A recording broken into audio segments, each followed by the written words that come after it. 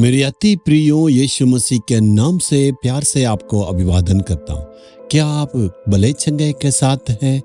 जैसे परमेश्वर का वचन में वादा किया मैं आके आशीष दूंगा, वैसे ही क्या आपका घर में परमेश्वर का भरपूर आशीष है? और जैसे परमेश्वर ने वादा किया मैं तुम्हें और तेरे पत्नी तेरे बच्चों को आशीष दूंगा, क्या आपने प्राप्त किया है?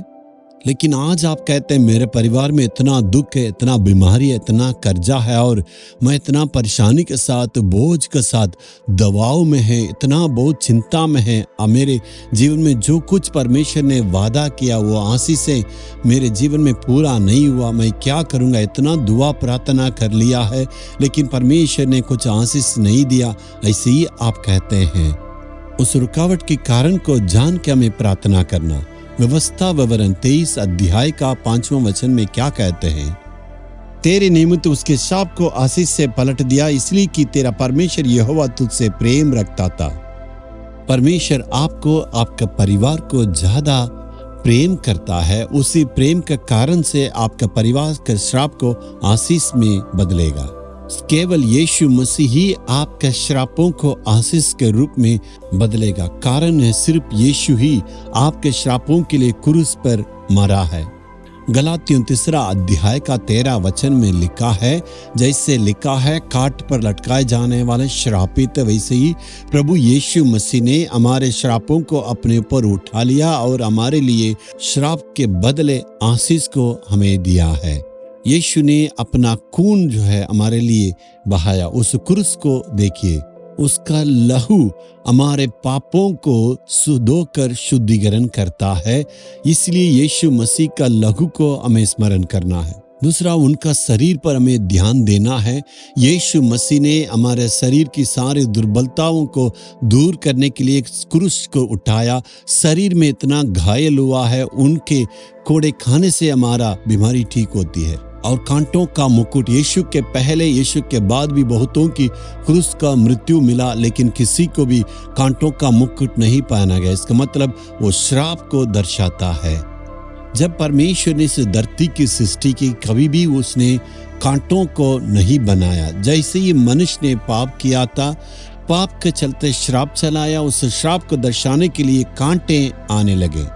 किसी परिवार में ऐसे कहते हैं, मैं तो कांटों के बीच में रहता हूँ, चारों तरफ में मेरे दबाव में, इसलिए कहते हैं वो श्राप है। हो सकता परदादाओं की जो क्रिया था वो पाप के रूप में बदल गया। वचन कहता है 3 या 4 खानदानी तक तेरा पाप तेरे पीछे करते रहेगा। मूर्ति पूजा किया होंगे या दूसरे मनुष्य की पूजा किए, अंधविश्वास में रहे होंगे। इस प्रकार की प्रतिक्रियाएं आपका जीवन में श्राप के रूप में पीछे करते रहेगा। वचन में लिखा है 4 पीढ़ी तक मैं उसका बदला लूंगा। आप तो बहुत घबराए हुए, डरे कैसे होगा? जी हाँ, वचन के अनुसार उसमें छुटकारा भी है। हमारे श्रापों को बदलने के लिए यीशु क्रूस पर श्रापित बना, अपने सिर के ऊपर कांटों का मुकुट को सह लिया था। यीशु मसीह आपके सारे श्रापों को दूर कर सकते हैं। आज आपके परिवार में जो कुछ बंधन है, श्राप है, यीशु ही उसे दूर कर सकता है। सबसे पहले अपना जीवन में आप यीशु मसीह को विश्वास करना है। यीशु मसीह मेरे श्रापों को बदल सकता है।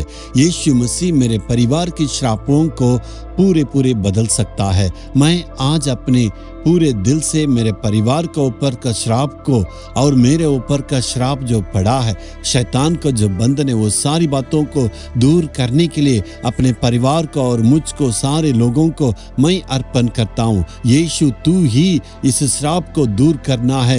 यदि आप पूरे विश्वास के साथ परमेश्वर से अपने श्राप को बदलने के लिए आप प्रार्थना करेंगे तो जरूर आप छुटकारा को पाएंगे। इसलिए यीशु आज आपसे कहता, मेरा बेटा, मेरी बेटी, मैं तेरे श्राप को आशीष के रूप में बदलूंगा। क्या विश्वास है?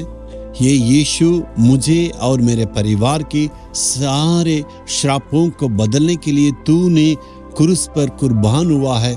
मैं पूरे दिल से उसे विश्वास करता हूँ। तेरे लहू के द्वारा तूने हमें छुड़ाया है। तेरे लहू के द्वारा प्रभु छुटकारा मिलती है। उसी लहू के द्वारा आज हमें तू धोना है। ये श्राप का बंधन यीशु मसीह के नाम से दूर होने पाए।